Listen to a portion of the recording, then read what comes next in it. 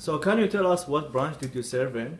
Marine Corps, United States Marine Corps. And what artifact did you bring to us today? There's a poncho liner, and that's from 1969. It's original, and it's in new condition because I brought it right home that way. And we use that to, well, keep warm and carry bodies in, and just about anything you can do. It's, you know, it's put it inside your raincoat if you want to. You know, it's just something. Can we open that up, actually? Yeah, it's big. You could make hooches out of it. See, if you wanted to break up the sun, you could. Oh, wow. Well, I got it. I come again some reason, Yeah. they make coats out of it. I got a coat made out of it. Oh, wow, that's cool. So it's just like a big blanket. And it dries quickly. Oh, wow. But it holds the heat for you. Okay. Yeah, and it's like a blanket. It's lightweight. You can put it in your pack, and it's multi-uses. You know, like I say, you carry wounded. You could do any kind of stuff with it. All right. Keep it dry. This here's the only reason I brought this was off a dead NVA. This is old. I mean, this is new because the old case was rotted away. This is off an NVA soldier. That's my initials, JFE. We put in there, and his name is Franklin Robert Sands. He wasn't in the country very long, so when they pulled us out, he had to stay. But that's an original knife. That's no two ways about it. That's where it come from. Here's M16 bayonet. Never been used, luckily for me, because some guys did. They can't hand-to-hand in combat. That's original. Now these here, people don't understand it. We had to use these a lot to clear the jungle. You either had two ways of doing it. You take their trails, which good chance of booby trap. If it's their trails, they know them and they're gonna get you, ambush you, or you cut your own. And we had machetes. Like this is a good defense knife, but it's also real heavy. Where I mean, you could go through wood, vines, and that's what we carried over. And a lot of us guys carried it over. This is Marine issue K-bar, regular, original. This is everything I got came from when I was in there, 68, 69. It's a U.S. Marine K-bar. And then there's my boonie hat that I wore over there, and I don't know if you've ever seen that. But, Oh, wow. well, them are grenade pins. Oh, so are those grenades that you would use? Yeah. See that? Yep. And see how the pins are? They slide right straight out. Yep. You know, you hold them like this, and you got 3 seconds. You pull them, and you got 3 seconds, and then you throw them. And the clamp comes off, and it was just somewhat. A lot of guys wrote on their hats. A lot, you had bug spray, whatever. You know, I just had them. You know, when we got done with them, I put that up there. Now this is something. The Vietnamese took anything you had and would use it. Now what's that say? That's a Goodyear. That's a tire. One of our tires. They cut it out, make shoes, and that's the rubber liner that they used inside. These are original from Vietnam. I mean, from 68 and 69, and that's so you can see how the inside of the tire. Yeah. And this is what they take anything. They'd strip our guys of clothes and fill the clothes with dirt and make bunkers out of them. They'd take C-rack cans and booby trap them with grenades in them. Anything. There's pictures. Well, I've got pictures in here to show you that they where they went on convoy. You could see where they take cardboard, paneling, anything, make a house out of it. They didn't waste nothing. Nothing. I mean, here's I'll get to the main stuff. Yeah. Now here's something that you probably, very few people have ever seen this. They dropped this in the jungle. 11% of the U.S. population are Negroes. 50% of the GIs in Vietnam are Negroes. 40% of GI deaths in Vietnam are Negroes. If you're reading this, you're one of the 30% stay out, 40% come, and it's real old. Yeah. I don't know why I picked it up. For some reason they dumped them out in the jungle, and you can make it out. Your eyes are better than mine, but you can read what it says there about getting they wanted the coloreds to quit fighting. Oh. They tried to use that. Back home in the States, Negroes are the end of the line, but here at Vietnam, different. We put you right in the front. Oh wow. Yeah, they drop them leaflets out in the jungle and hope you know, they would get some of them to quit or defect, which I guess it did in some cases.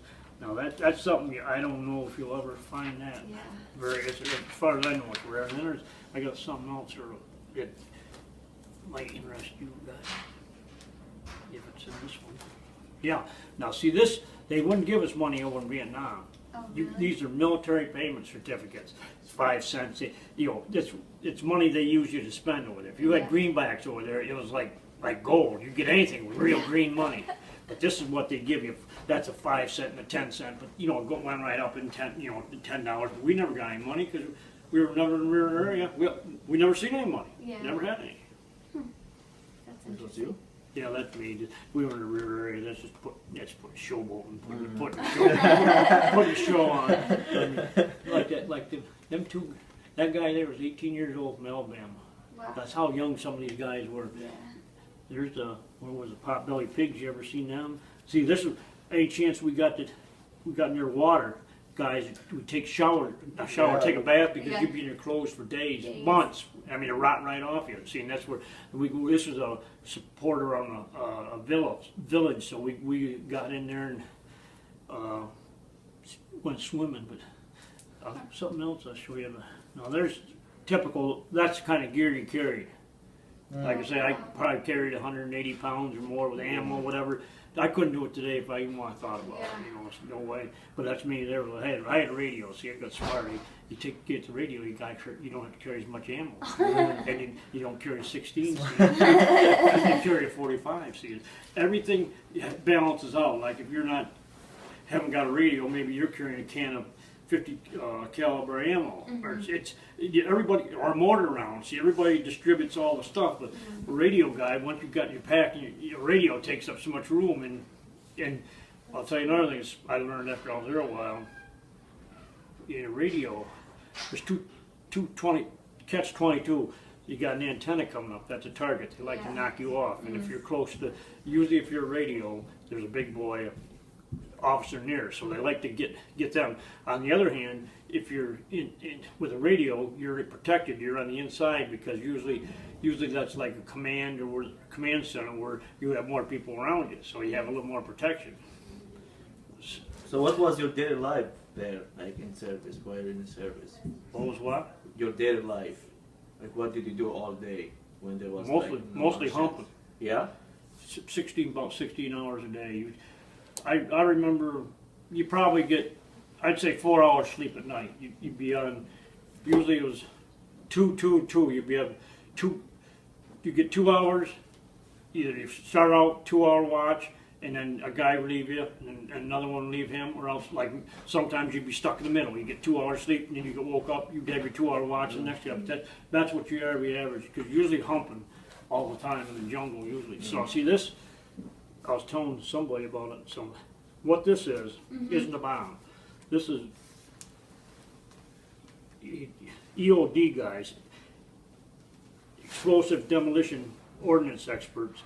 We had a big cache of ammunition, all kinds, mortars, shells, all kinds of stuff, and they put it together with explosives and they blow it, destroy it, so they can't get it and do it. Plus, they do away with it. But I was telling, I've never seen nothing like this in my whole life. A smoke ring come from that. That's where that smoke ring came. And you talk, it just floated up. See, like we'd be way up front where that new building is when they blow it. See, they'd set it, and we'd be a long ways away from it. You can see that thing coming up. Oh wow.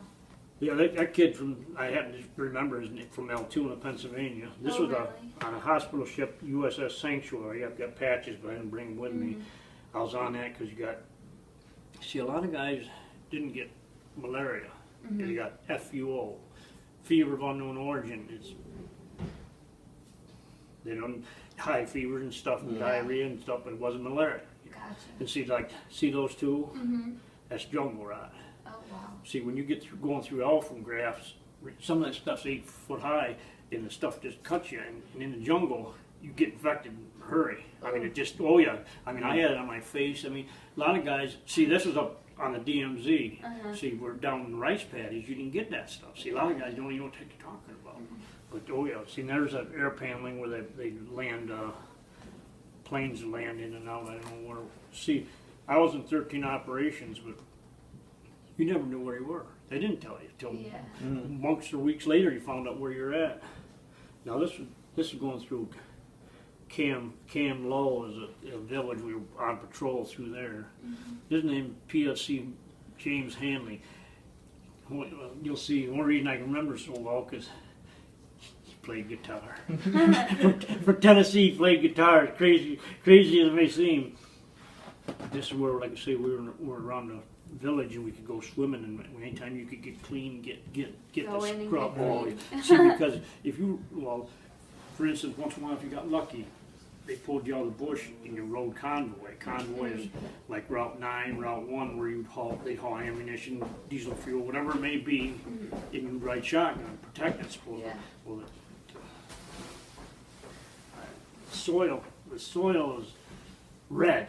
It's kind of red, a little lighter than this red. Yeah. And you'd be, Covered. oh, had to toe, yeah. See, and like I say, a lot of times the whole country's, except down with the rice paddies are, where they grow a lot of stuff, that's how the kind of ground, you'll see how the ground is red, and that stuff just gets all over it. And when you're at 103-degree temperature and triple canopy in the jungle, everything sticks right to you. It's just, let's see. That guy, his name was Lance Corporal Palmer from New Hampshire. He got in a fight in their area. He had his retina in his eye tore. I don't know what happened. Literally, there's no pot-belly pigs. I got 4 of my own. But that's when I first seen them. It was 1969. I don't know how many years ago I seen them.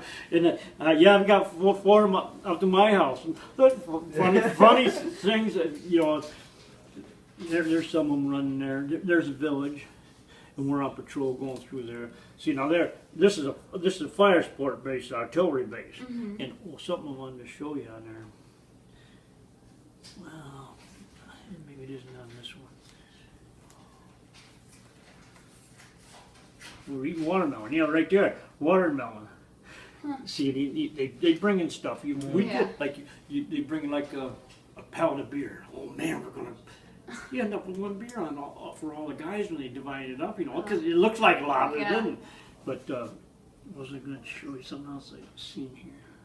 Oh, his name was PFC Williams. He was an assistant machine gunner. The reason we can remember him because a lot of us didn't all get too much mail, and he was married. He let us read his letters with his wife. Oh God, we begged for that. Oh, I'm not lying to you. We would beg for his letters. Wow. She'd tell him how much she loved him. You know, and the colored guys. What'd you do that for? What's mail you? Man, we pray. Hey, he got mail, you know. And he let us read it. He didn't care. All of you. You could read it. Yep. Yeah. Go ahead. It wasn't nothing bad. I love you and I miss you, you know. Because a lot of guys didn't get no mail. Right. Yeah. And you may not got mail for a long time.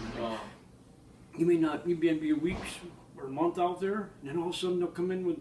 An airplane will come in and have 4 big red bags. Now maybe they're in here. They'll show you big red bags. You may get tons of mail in one day, and then you got to read it and destroy it, you know, because you ain't going to carry all that. Yeah. But I think pretty sure there's a mail bag in there somewhere you can see it. That's pretty interesting. Now see, this year, a lot of us guys did that because of the Black Panther and the colors were doing that. So we'd imitate them because you get tired seeing them suckers do it. Hey, give me a little of that pop, bro. Hey, man. So us white honkies would be doing that. They didn't like that. They didn't like us making fun of them. But oh wow. So you were doing it just to make fun of them? Yeah, but they do it all the time. Well, they still do, you know, and it's no big deal. But when they see one of their friends, they, hey, bro, hey, you know, and all that. You know. So we started doing it, you know, and they were making fun of them, you know. But we just got tired of them doing it. You know, it wasn't one really making fun of them so much. But see, here's a jungle where you can see where a lot of us blowed all the smithereens. So was that one knife you showed us, was that just for cutting terrain, or was Oh, that one, you know, Yeah. this one here is mainly, yeah, because it's heavy. You could cut vines, Okay. a lot of growth with it because, well, I can show you something right there. Right there, I got 6 stitches. Oh wow. Well, see, we're cutting the landing zone, Uh-huh. and after the monsoon and rain, and I was cutting like this, and I hit a wet piece of wood, and it slid right in there. Juice went right up, and they medevacked me out to get stitches in Dong Ha. Well, I almost didn't make it because see, chop on a hill like say, this is your mountain. We're clearing the top so they can land. And the choppers come in and they have to back up into it because we didn't have the LZ cleared yet, so they couldn't drop down in. So they had to come in and back up to it. Well, snipers and man, there's rounds are coming around like crawled on there like an alligator to get on there while getting shot. Oh wow. So was there any point you found yourself afraid? All the time, if you're honest. Mm-hmm. Somebody trying to kill you. Right. If you're, not a lot of guys, but some guys, they liked it. It was adrenaline rush. I don't like getting shot at. Mm. Yeah. Some guys, they got the thrill of it. The excitement, but I didn't like getting killed at. Now there's I had that made over there. It's kind of a different things that the Marines had sayings that they had we put on. Oh, that's cool. Get a picture. Oh. Oh, Yeah. yeah.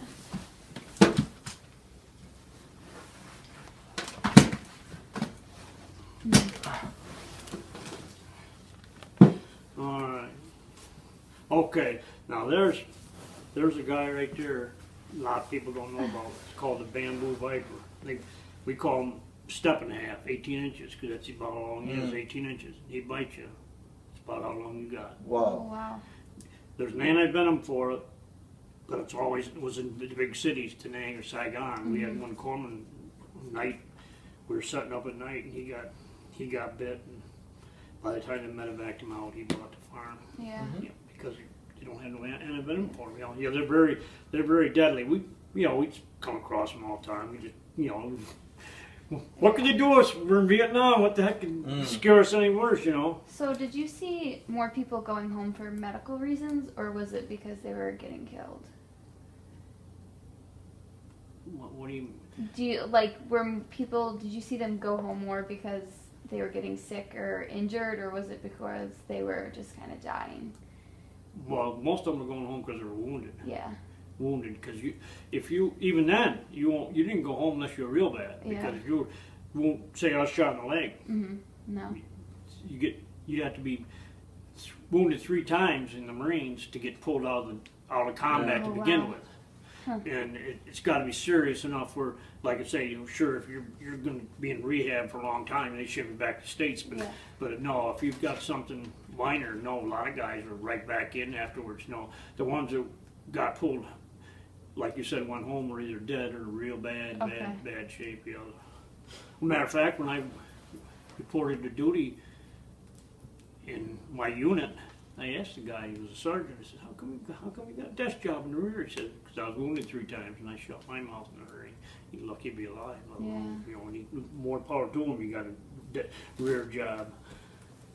Now you can see how that's 105 howitzer rounds we use in the guns. See, that's what we made a hooch out of. Filled with dirt and see to help protect you. This kid starts with K. I can't remember his. When he was in the Marine Corps band, he screwed up somehow. Oh yeah, they packed him to Vietnam. Because I felt sorry because he was in no shape to doing it. Well, anyway, we're in this is around this village, like I told you. See that? That's an air mattress. Oh. Yeah. Well, yeah. If you wanted one, fine. You had to hump it. Blow it up later. Like extra. I didn't carry it because it's more weight. But that kid was laying on that, and the round came right below. And that's how close he come to buying it. Oh wow. Sniper round. Yeah. Shot right below him. Now, see, there's something we never. I met a few of my guys in my PTSD group. One guy got to see Bob Hope, and someone got to see USO shows. We never did. This is close. We got some, I think, South Korean thing they brought to our river area, and hey, we were happy to have that. Yeah. That guy, he was a new first lieutenant. Just got with our unit right there. He's a lieutenant. They're probably from here to that stove. A little farther away from us, and mortars came in. He was there. He wasn't there. Just, see, now there's an example. They couldn't even send something back. Yeah. They couldn't send something back for the family. I feel sorry for them because they couldn't. Oh, let's see.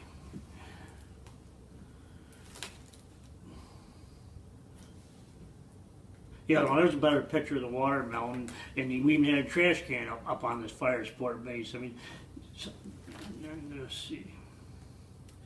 Thought I seen something where I could see the mailbag somewhere. But see, there's a water buffalo that plowing the rice. Oh yeah. And yeah, see, like that. They'll take cardboard, they'll take metal, they'll take anything to make their houses out of it. There's another one. They'd use anything we had to they wouldn't waste nothing. Right. I remember I'd come out of a mess hall, and that's why I'm death about not wasting food. Even my grandkids and stuff, and you'd see guys that dump stuff they didn't like, there'd be little kids, feet sticking up in there getting your garbage. Wow. And they like riding this convoy, guys that throw C-Rat cans out and hit the ground and be just like a football pile up. The same as fighting over that just because the food was that bad. Yeah. I mean, that hard to come by. Now I got put up for the Silver Star, and I didn't get it, but I got put up for it. And there's some of the things they send back to your parents that let them know what operations they knew more about. Now, see, there's something when I was on the hospital ship for the fever unknown origin. I been able to contact my family by ham operators. They'd call to like West Coast, and work to the middle of the coast. I was in New York and got to talk through the ham operators. That tells about it. Well, there's a big main road coming out of Da Nang. See they're hauling lumber, and that's what I talked about riding convoy, where it was really a deal because if you're hauling rockets and you got hit, you never knew it anyway. Or a gasoline truck, you never knew it. Yeah. But it was nice because you weren't in the jungle and you had easy to be out of the jungle and out of the shooting. So did you know anything about the anti-war movement in the United States? Oh yeah, we knew what was going on. I mean, I won the Marines for 2 years. I only won the Marines because they were drafting me, and they said, "Mr. Eckel, you report to." I was in recruiting station in Bath. They said, "Mr. Eckel, you report so and so in 2 weeks." And I said, I was a punk, smart-ass kid, and I'm like, hell, I will. So I went out that door and went in that door over there and enlisted Marines for 2 years. I really showed, like one of my buddies said, "You really showed them, didn't you?" Yeah, probably worse than worse. But in retrospect, I lucked out. I got back in one piece, and I was only in the service a year and a half because I got over there, and Johnson. And like you said, anti-war movement, they were pushing against, they wanted us out of there. And we had 500,000 or something in there, and they'd start downsizing. And if you had 9 months in country, you could get pulled out of all these units. Well, I had 9 months, so I got lucked out. And like I showed you, that one guy had his name on the knife on me, that he had like 6 months. They just left him there and he went to another unit. Well, anyway, the short end is, went from Vietnam to Okinawa for a month, and then went to El Toro, California in December, and they come around and said, if anybody wants to get out, has 2 years enlistment, wants to get out, you could sign for 6 months early out, with no questions asked, no, you don't have to do any reserve duty or nothing. And That's right. so I was only in the service a year and a half, and I never had to do any reserve duty at all. But see, they wanted to get a lot of troops out of there. We came back. What are they going to do with us? They wanted to get rid of us. I didn't think there was an awful lot of them, but I met 3 or 4 around here. The same thing where they got early out, which is, you know, I was lucky, and you still kept all your benefits. Right. Oh, that's good. Mm. But yeah, getting back to your question, the anti-war movement, you know, we knew what was going on, and it was just like that paper trying to get the coloreds to quit fighting, and because they were they were like me, the poor people. I didn't have a college. I mean, I didn't have somebody to write me 4F. I didn't have a college deferment because I didn't want to go to college. I was happy working, being a young kid, and they were the lower class people were the ones that got McNamara's idiots, they call us, because there was all them type people that got grabbed up for the service. See, if you went in the Air Force and Navy, you had to enlist for like 4 years. That's where a lot of, you know. Army Marines, you know, you're a good chance you're going one place and you're going to be on the ground. Where those are, you know, airplanes, or you were in rear areas. And plus, it didn't make any difference because they're all, the same way the Coast Guard, they were already filled up. The quotas were already filled up. You didn't have any. Matter of fact, I'll give you an example. You talk about how, say old Abdul there, he got drafted and thought he got drafted in the Army. Okay, he goes up to Syracuse. About 60 of us here. Well, gentlemen, this is the honest truth. Gentlemen, to sign in, every 4th man step out. Every 4th man would stand forward. Marines didn't get their quota. People are going to be enlisted in the Marine Corps. Just like that. Wow. Just like that. And you run across a few of them poor guys where they didn't have, they thought they were got drafted in the Army, but if they didn't have their quota, their amount, They would just pull from. Wow. and I seen it happen in Syracuse. You talk about the looks on some of them poor guys' faces. I mean, it's different for me. I said I wanted to go in them, but these were being told you were going in. So when you got drafted, you did decide to enlist in the Marine Corps? Yeah. Well, it's just reason somebody was telling me what I was going to do. You're going to be here in 2 weeks. And I said, smart ass kid, you're not going to see me in 2 weeks. so I went Marine Corps just to spite them. But the Marine Corps was a better unit, as part of mine, a smaller unit, but they were, not everybody can cut it to get in, let's put it that way. So if given the opportunity to serve in the military again, would you do so? Oh yeah, I think everybody should. Yeah. The reason I say that is you look at Israel. My eye doctor, Dr. Greenberg up the VA, he's got 3 kids, and they all served in Israel's armed forces. One of them's a girl. You appreciate what you've got when you get overseas and you see, or anywhere, and you see how people live, what they've got and what you've got, and I'll give you an example. Say he's a senator now. If you're his daughter and you go into service, he's going to look out a lot different at politics and starting wars and sending stuff if he's got children, grandchildren, etc. But see, with this volunteer deal, oh well, you know, it's not like that song says, it's not my son.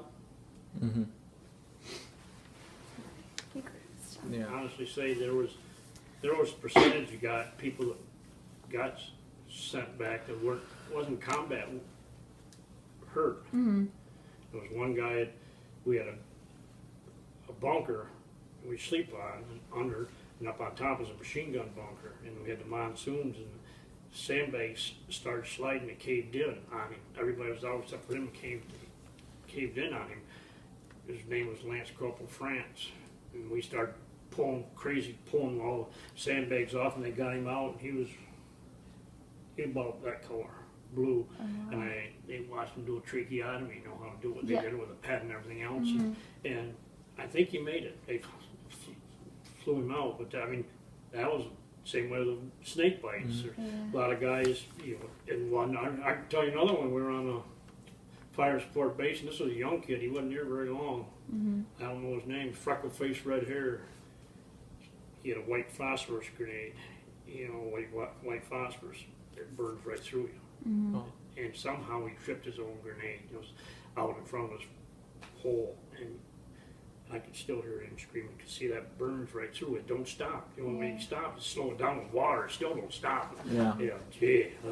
Another incident where a guy got hurt. Well, that guy with that Lance Corporal Palmer was fighting, got tore his retina. Same thing. Oh wow. Oh yes. So are you still in contact with anybody in your unit? No. No. See, because like I said, when I got pulled out, Mm-hmm. a good share of them guys didn't come. No. They got. I have no idea what units they went with, or. And see, I got out pulled out in end of 69. It went on to 75. Mm-hmm. No, No idea. no. I've got buddies that I didn't serve with that I have contact with, but Yeah. not guys I served with. No. Hmm. See, it's a different story. Like these guys now, Iraq, Afghanistan, all them. Mm-hmm. You go over the bunch. Yeah. See, this was, the Army was 12 months, Marine was 13 months. You went over individually. Mm-hmm. You came back individually. When you went over, like these guys, they go over as a unit, Yeah. Yeah. you get a lot closer, where Mm-hmm. guys are coming in, guys are going out all the time, and over there you didn't get too close to anybody anyway, because, you know. Yeah. Can you tell us what basic training was like? I wish I'd known. I got the platoon book of the Marines, mine, and I sent one to my dad. Well, it was tough. It's a lot tougher than it is now. I mean, they straightened you up. There wasn't no calling mama. Yeah. And I mean, you did what they told you to do. And well, I'll give you. No, it's all right. I was just going to say, like, I'll give you an example. Like, you took a dish towel. Mm-hmm. Okay, you think you're pretty tough. Take a dish towel and they'll hold that up there like that and see how long you can do it. Oh. And then and then do it with an M16 or an M14. And you got guy. It's funny how you realize little things you think you're tough. Yeah. Yeah. Well, see, I knew from different guys. Some friends of mine went in the service before I did. Mm-hmm. And they already told me, so I had a flat top. I had my hair cut right off, flat top. You know, I was pretty active and athletic, so the training was a piece of cake for me. But there's a picture. I should have brought that book where you could sit there. And these guys, long-haired hippies, they come in, and those barbers. Yeah. They strip, and the tears be run down. I'm not kidding. I'm not kidding you, boy. And oh man, you all look the same. You're bald headed, whether you're man or woman. Yeah. Or woman Marines the same way. Because I've seen them when we had mess duty. We had to do it with the women Marines, and they come in there, and every one of them girls. But yeah, it's a lot different. I'll tell you. And it's funny, they picked out, from day one, they pick out one person.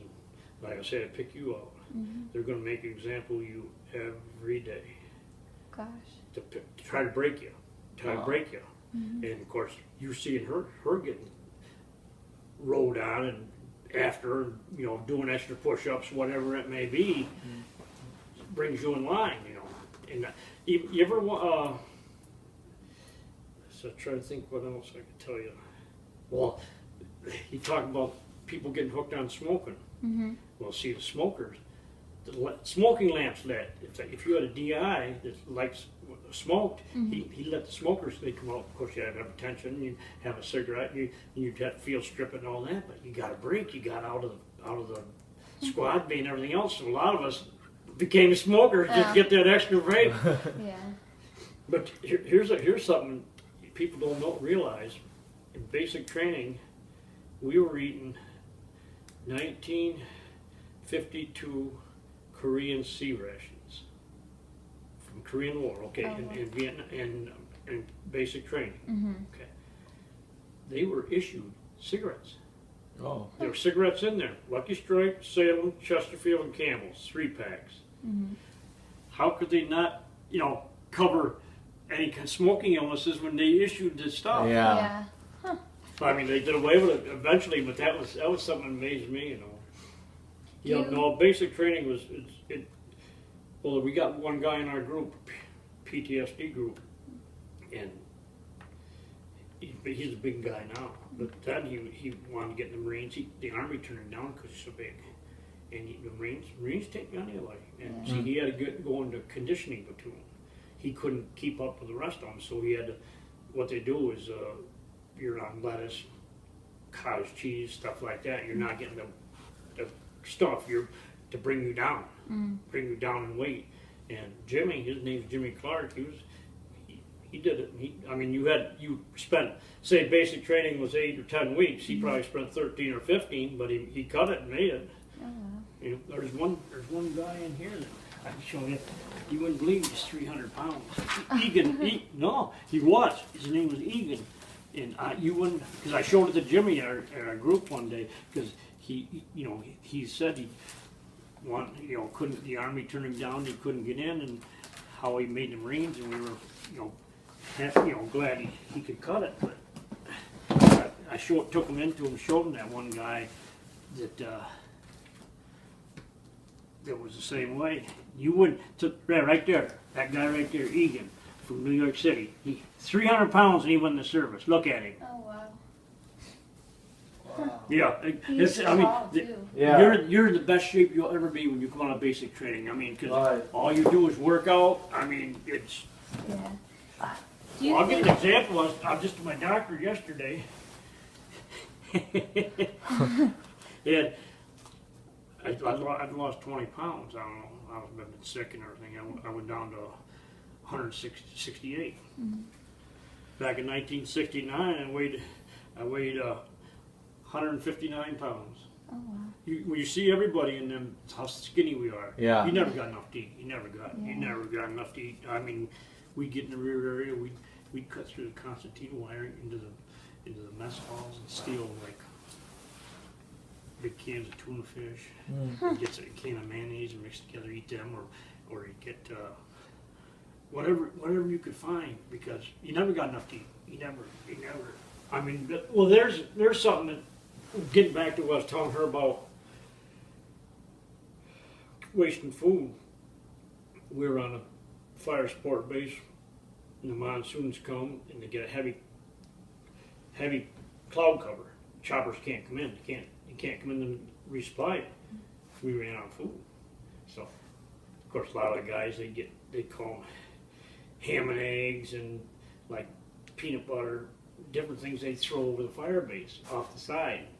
They didn't want them. Got hungry, crawling back out in the jungle, trying to find the food they wasted, digging it out. We'd done that before. Oh. I can still remember us guys humping, where same thing. A lot of times they bring water. I call them water buffaloes, like about as big as this, big tanks of water. They bring in and drop them down inward so you'd have water. Because in the jungle, a lot of places there ain't no water. But if you couldn't get resupplied, we'd send 4 or 5 guys with all canteens, like one guy in front and one guy in back with a gun and everything, and then they'd hump the canteens to bring them back so we'd all have water. Yeah, people don't know what it is to go without food or water. Yeah. Till they've done it, boy. Do you think basic training prepared you for when you got deployed?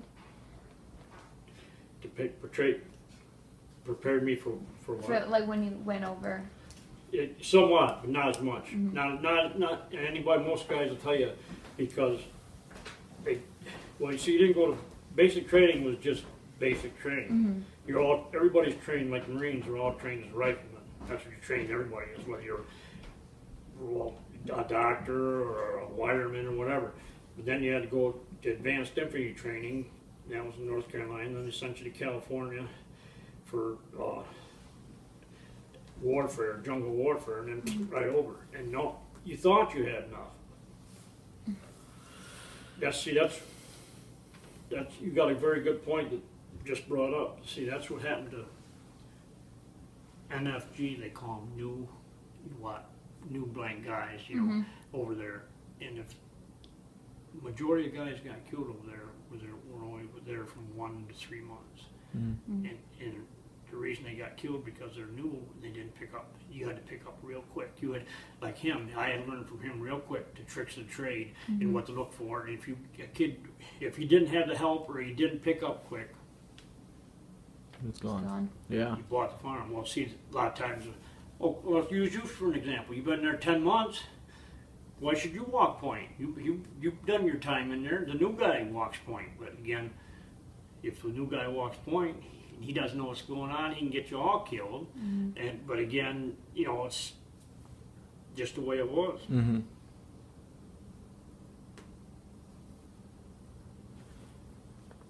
Can you tell us about your transition from the military to civilian life? There wasn't any. No. There wasn't. Just dropped.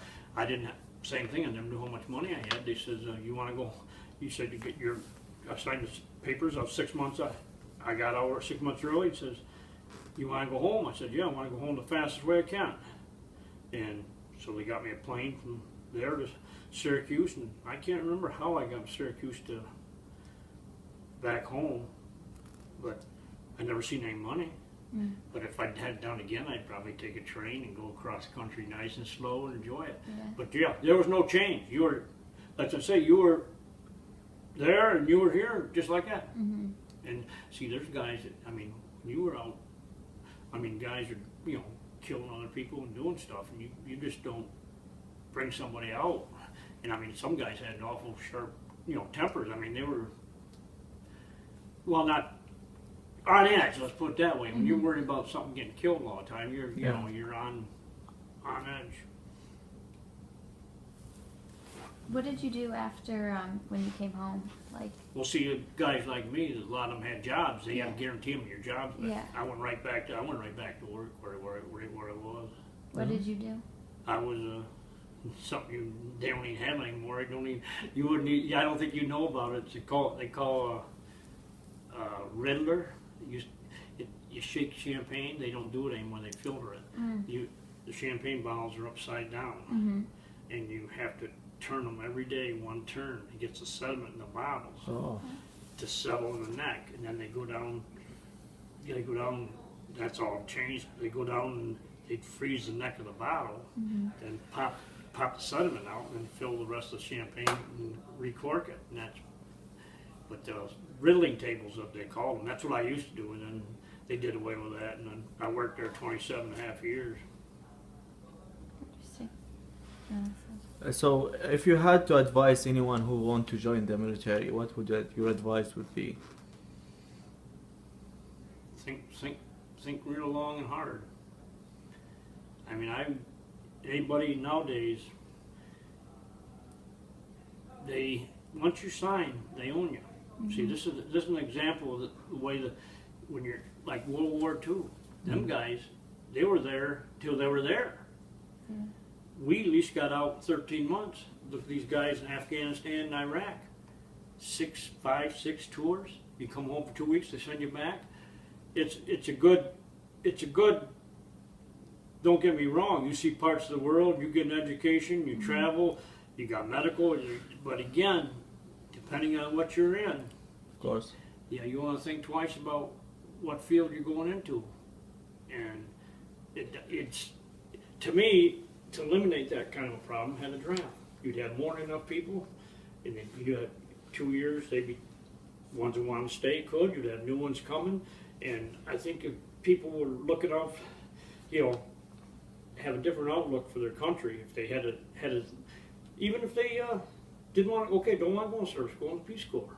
Or go somewhere else where you're obligated to this country. You're living here. You're sucking off. And, you know, somebody's protecting us, and I just think that's the way I've seen how it's worked, and I think a lot more respect. And because if you haven't fought for it, I got it on one of my trucks.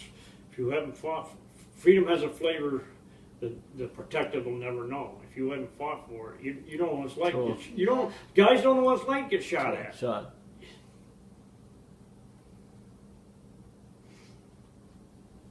I think that's all. Yep. good. I probably like my wife told me, she said, let them talk. Because I get so much up here that, you know, you like to let people know, you let it out, you know, Yeah. if you can, different things come to you, you know. Well, I'm sorry if I rattled on. Oh No, no, it's it's our okay. pleasure. Yeah.